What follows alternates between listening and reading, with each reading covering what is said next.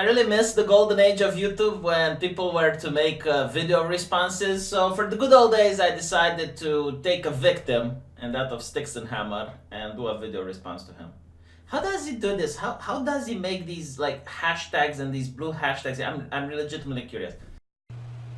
All right, everyone, I got an email earlier this afternoon from YouTube creators, actually, and I've queried them on Twitter about this, and right now it appears to be a dumpster fire in the happening. Like, people are just starting to freak out about this. I'm not going to freak out because, like, verification on a platform, it's like Twitter verification, doesn't mean anything.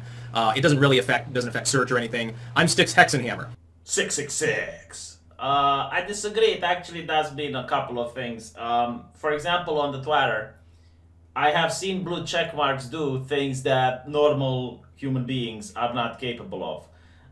For example, I have seen blue check marks dox people. I have seen blue check marks blatantly break the rules of Twitter, and they never get any sort of punishment. The only thing that might happen is that they might get their blue check mark removed. So I guess like they get an extra strike that normal mortals do not. Another thing that blue check marks get, I have never seen a blue check mark getting shadow banned. Ever. Like, there is a search engine where you can look up and see people getting shadow banned, but I've never seen a blue check mark go through that. And finally, blue check marks actually get another option to talk with only blue check marks. So you can have your DMs closed, but you can have the option that other blue check marks can contact you. It's basically like a privileged class, like a sort of little mini aristocracy that they have built on the internet. It's also that it's more highlighted in the comment section. So when a blue checkmark whines and complains, companies will sometimes change their politics because of three whiny Twitteratis on the Twitter. It's why there's a lot of memes, you know, with a person that looks mentally deficient and say, please go easy on me, I'm a blue checkmark. But in the case of YouTube, I don't know, like, I am worried that they are going to promote verified people in the algorithm. Like, I definitely think this is the case. I'm putting it up now. Probably an incoming feature. And the second one is, it's kind of nice when you go on a live stream and you're in a chat, you know, and you see someone with a check mark and you're like, oh, they're a YouTuber as well, and you can look them up. So, you know, like that, those are the advantages. The disadvantages are the social stigma, and there should be social stigma. Yes, Ethan Van Sciver, you should be stigmatized for having a blue check mark on the Twitter. Because, like, what? Do these people think they're better than everyone else? Like, if you try to get a check mark on Twitter, you get a message saying that the verification process is closed, and, you know, they've closed it for several years. They don't give any update, any feedback. Like, normal people cannot get a blue check mark on the Twitter. However, all of a sudden you see people getting a job at the New York Times or getting a job at CNN, and boom, they have a check mark. So I guess there is a special team that is communicating with certain members of the press and other select few individuals. And if you know a guy that knows a guy who knows his sister's guy, you might actually be able to get a check mark. And by the way, I love Styx's hand gestures. It's like he's going to cast a spell on you. I also love the Ring of Power. This is like +5 to Magicka, isn't it? Platform for anyone to actually mimic me. But here's the thing. YouTube sent out a bunch of emails. They're changing their criteria, their eligibility involved with the verification process. Normally, you hit 100,000 subscribers, you can submit for verification, and unless you're like, you know, chronic rule breaker already and you're notorious for being, you know, edgy or whatever, they'll give you verification. Yes, the good old days. Back when things were so simple. Back when Styxhexenhammer managed to get ahead of me and got 100,000 subscribers. Now it's not like that. At least not for me. Like, when I asked for my check mark, they told me that I need to provide the paperwork that I trademarked my channel, and it's like, do you understand that costs money? Do I look like a rich American to you? Do I look like so well established and have made such tens of thousands of dollars on your platform to the point where I can actually trademark my are you local? But no, like, that's what it came to me, and to me it's kind of annoying. Because there are a lot of V's now. Like, there are a lot of ladies that go by the name V. Had I known so, I would have chosen a different name. But, you know, yay and behold. But, you know, like, the checkmark isn't just to prove that you're the guy. Because, as Styx is saying, it's like, rule breakers don't get check marks. It's like, why not? You know, like, so if someone is an asshole, maybe I want to know that's really the asshole. You know, like the checkmark seems to be like a reward for good behavior. It seems to be like the carrot at the end of the stick. And it happened with Milo Yiannopoulos on Twitter. Like, oh, the first thing they did is like, oh, we're going to take away his checkmark. It's like, what? That does make him unofficial? Like, all of a sudden the channel doesn't belong to Milo Yiannopoulos? Like, what is the logic behind this? I never understood it. I mean, I get the YouTube creator plaque, the one that you get for 100,000 subscribers, which I got. Like, yeah, I completely understand why you wouldn't want to give it to someone that's misbehaving and breaking community guidelines and stuff. You're like, But like the check mark, right, it's supposed to be for verifying purposes. Like the badge that you get at a company so that people know you're being employed there. I guess with Twitter, it's like they're welcome to have your business there, right? Because even though you don't know and it's free, you're still generating traffic. Like if you have 10,000 people subscribe to your Twitter, it means that those people are going to be interested in seeing your tweets and they're going to get ads on their website and Twitter gets revenue. That's how it works, right? So in a way, it's like, oh yeah, they want you to be their employer, but they're kind of ashamed of you. It's like, that guy, he what works for us? Yeah. It's always been about authenticating that the person represents themselves, and the idea is that once you've hit that threshold, like you can get verified before that if you represent a business brand. Like let's say that a major corporation just starts out on YouTube, they can prove who they are, they're already well known, it's just they just barely started on YouTube, they don't have to wait for that eligibility. For everybody else, for the little people, the civilian population, the 99% of YouTube, it's you hit 100,000 subscribers. They're changing that. It's funny because what this really amounts to is YouTube has been talking for months about wanting to take arbitrariness and eliminate it from the site, make things very easy to understand, very straightforward and cut and dry. What they're doing though here is they're taking a system that was extremely cut and dry. You hit 100,000 subscribers, you submit for verification, and you wait. That's all you have to do. It's that threshold, it's the same for everyone. Now they're taking it and making it subjective. Yeah, I mean, I remember back in the old days, like websites had clear and cut rules. You really knew what was allowed and you really knew what would get you banned. Nowadays, everything is ambiguous, and it's ambiguous, I believe, for a purpose. Not because it couldn't be made so that it's not ambiguous. It's made so that it's actually arbitrary, that they get to decide, who gets punished and who gets rewarded.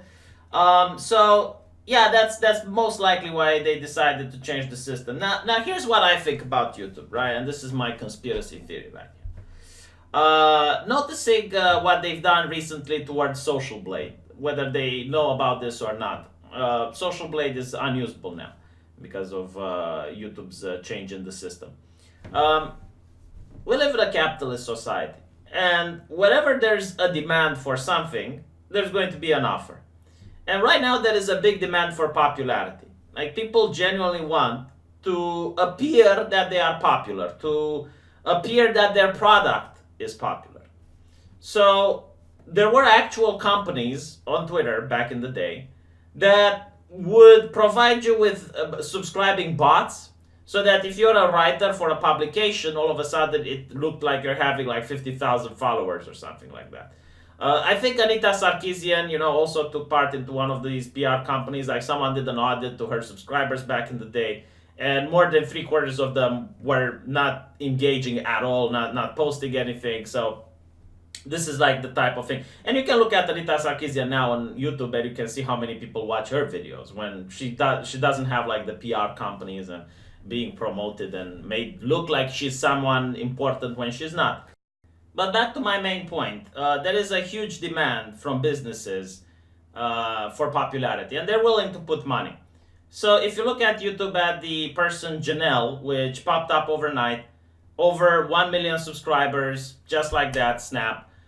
People say, well, some YouTubers gave her a shout out, but PewDiePie gave people shout outs and they never got millions of subscribers. No, like when you put it into perspective with what they're doing to Social Blade, when you're putting it into perspective that all of a sudden, and they do have the power to do this, like it is within their right to create a YouTuber that all of a sudden has millions of subscribers, and there's no way now of verifying it because Social Blade is down. And they also want to push these creator-on-creator harassment policies. So I guess if I were to make a video complaining that Janelle has so many subscribers and I don't think it's legit, well, I'm harassing her now. So what they can do is just hire actors make them seem popular, give them the verification, and these actors are then going to sell products. Because think about it from a business standpoint. YouTube doesn't like PewDiePie. PewDiePie says the N-word, hard R. Here's a problem. Right? Like whenever PewDiePie opens his mouth, an apocalypse happens. You know, he disrespected the ADL recently. Kotaku was very upset. So, you know, like they don't want natural grassroots people because they fuck up. They would rather work with actors, with people that they pay and they can control, and they will say the correct things and they will do the right things.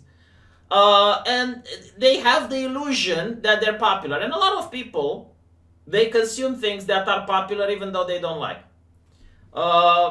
Another way to strengthen my argument over this would be regarding the Gillette commercial and the Blizzard Diablo for Mobile commercial.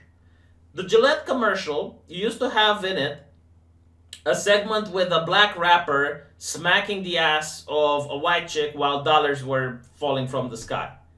And Gillette decided to remove that part, so they just remove it, as well as to change some of the text in other pictures, and a lot of YouTubers expose this.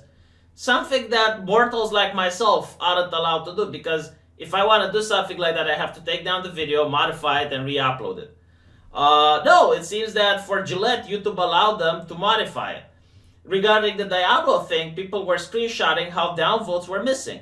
So not only is the company able to allow you to get popularity, but they're also willing to make, you know, some of the unpopularity just go away. Same with the YouTube Rewind video from last year. A lot of downvotes started missing magically. And you might say, well, it's a bot, you know, like a lot of bots were being deleted.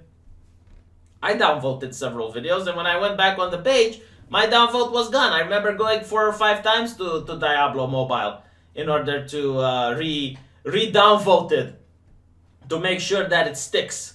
It was a downvote edged in blood.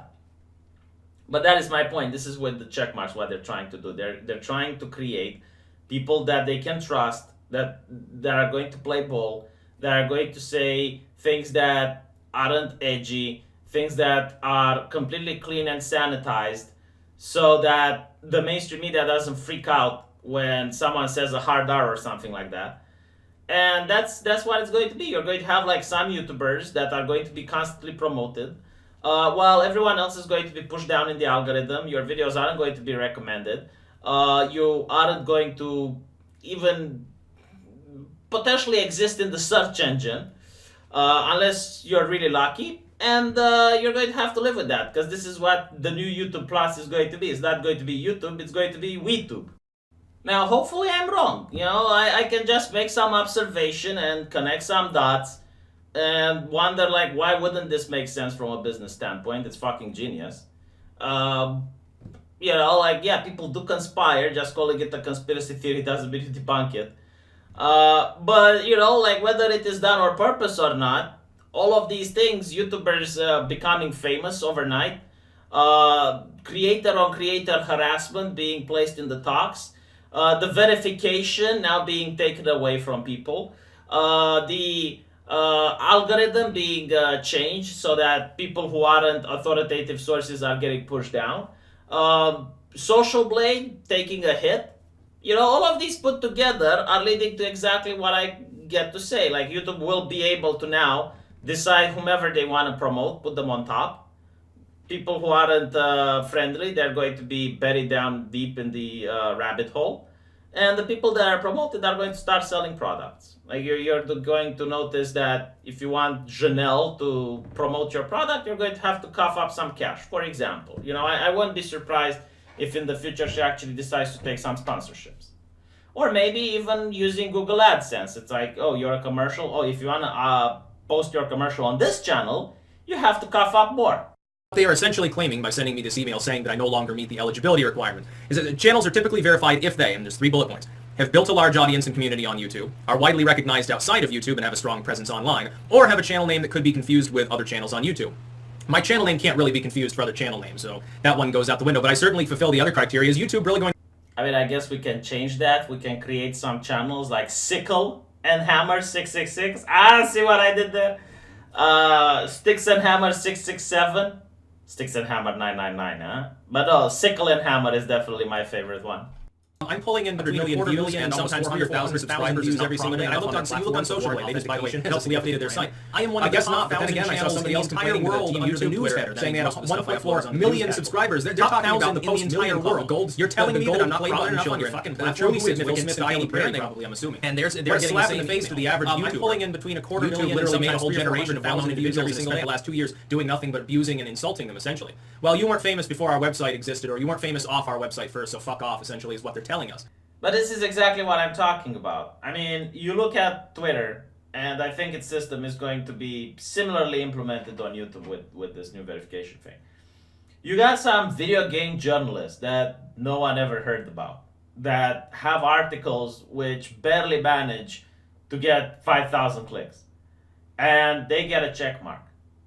Meanwhile, someone like the Quartering, who makes, like, in one video, he probably makes more than some gaming magazines do in an entire day. He doesn't get a check mark. Now, I know what you can say. You can say, well, you know, maybe it's because the company, like Kotaku, wants to be able to not have people pretending to work for them. But if that's the case, like, why does Kotaku gain a one-up? And websites like One Angry Gamer, you know, don't have the people who work there a check mark. What if someone wants to pretend to be working for One Angry Gamer in order to slander their brand? Or, you know, Lewd Gamer, or any other of these websites that aren't based around Silicon Valley. Interesting, is it not? But yeah, no, it's obvious that these people are the new little royalty on the internet, the new little aristocracy that you can't talk shit to them. Remember back when if you were tweeting at a game at a blue check mark to learn to code, you'd get banned. Like it is so painfully obvious that these people are just on a higher standard than anyone else. When the blue check marks were telling coal miners and other people who are losing their jobs to learn to code, oh no, that's fine. That is perfectly acceptable. Nothing to see here. But if you do it the other way around, when they're getting fired and you tell them to learn to code, oh my god, that is so horrible. What are you thinking? That is an attack on the free press. You know, like, this is something else that I hate. Like, the free press used to actually be people like Styxhexenhammer and everyone else. Like, back in the day when you would just open your own publication, you'd have like this little town newspaper, and if people bought it, you could expand. And there were different topics from the far left to the far right to the non-political to the humoristic. And to attack one of these publications in any way, it would be considered to be an attack on the press. Now the press is considered to be multi-billion-dollar corporations, right? Like, people like Styxhexenhammer are not the press. Meanwhile, someone who works at Vox that does exactly what Styx does, but worse. Like, he reads the Twitter, and he looks at the news, and he gives his own opinion, his editorialism, right? That guy is considered prestigious. That guy is considered a journalist. Meanwhile, like, Styxhexenhammer isn't. Despite of the numbers, despite of the traffic, you know, despite of the quality of the work, everything doesn't matter. It's just who you know and who you work for. That's literally what it matters. Like, for example, PewDiePie makes Nazi jokes. Immediately the press is livid.